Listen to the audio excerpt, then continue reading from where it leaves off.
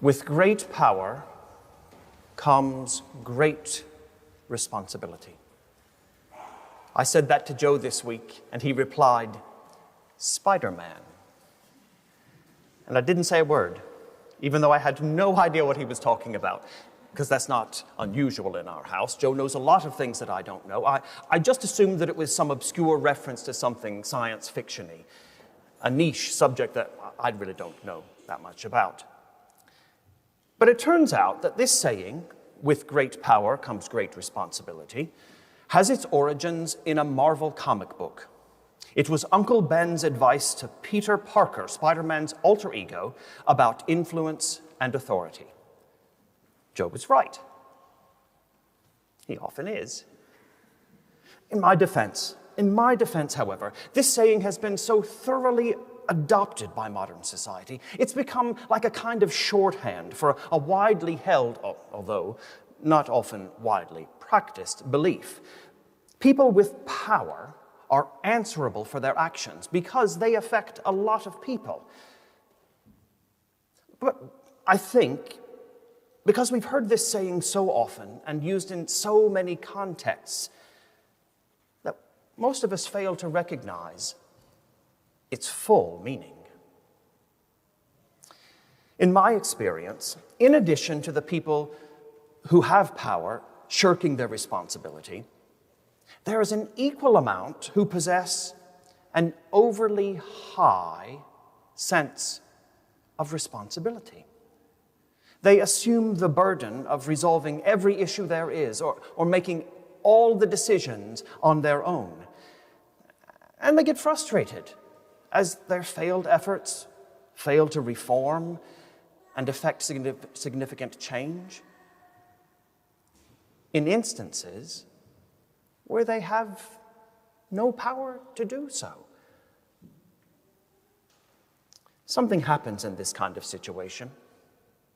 When someone takes on the entire weight of the outcomes of a particular project or mission, it puts other people out of a job.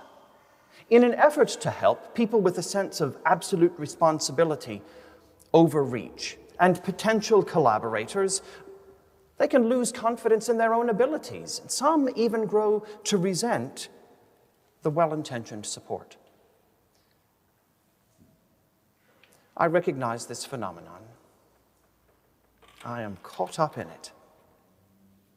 A sense of extreme obligation emerges in environments where people seek improvement and growth, places like the church.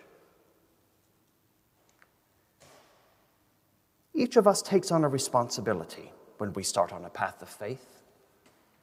We've been given a task. Indeed, you and I have been given a commission, a duty to go out and change the world. But the degree to which we are expected to fulfill this remit, I think, is sometimes misunderstood. And today's gospel, Jesus tells those listening about the appropriate balance of responsibility. You see, Jesus senses that many who've tried this religion thing are simply worn out. Some have come to the end of their tether. That's what happens. Well, that's what happens when you carry a load that's too heavy or attempt to do everything by yourself. The responsibility becomes overwhelming. So in a moment of deep compassion, Jesus asks people to consider what they're actually responsible for. There's this exercise, an exercise that's sometimes given to people struggling with responsibilities in organizations and businesses. People are asked to write down all the people involved in or related to accomplishing a particular task. And then they're asked to draw a pie chart right next to the list of names and mark out the areas by percentage of work that each person must do. So for instance, in a group project, you might need numbers from accounting, or guidelines from legal, maybe some assets from marketing, sign-offs from management. And when you look at the bit you're responsible for, the stuff you're literally able to produce by yourself, it's only a portion of the pie, you see. And seeing this in black and white, it can help put things in perspective. It's not all down to you.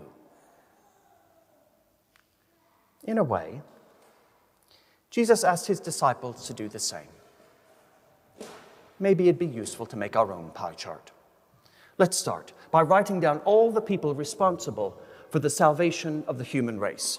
Whose project is it to save the world? I think you're going to find there's only one name on that list. And while you and I may work as allies and communicators of God's mercy and love, the mighty work of deliverance has been accomplished. Christian teaching is that Jesus bears the heavy burden, so we don't have to. This should be a relief, but only if we believe it. If instead we're convinced that the responsibility for putting right everything that's wrong in the world is ours, the load will be crippling when it doesn't have to be. By shouldering an excessive responsibility, you see, we diminish our own effectiveness and wind up getting in the way of God's great purposes.